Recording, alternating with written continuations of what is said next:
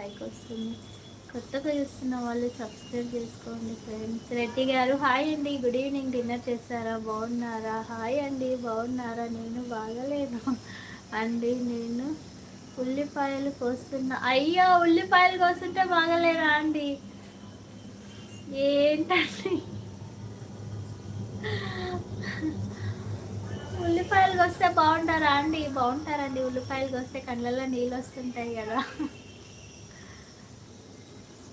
మీకెందుకండి ఆ బాధ? మీ భార్యకి ఇస్తే కట్ చేస్తుంది కదా, ఆమెనే వండుకుంటుంది కదా. రెడ్డి గారు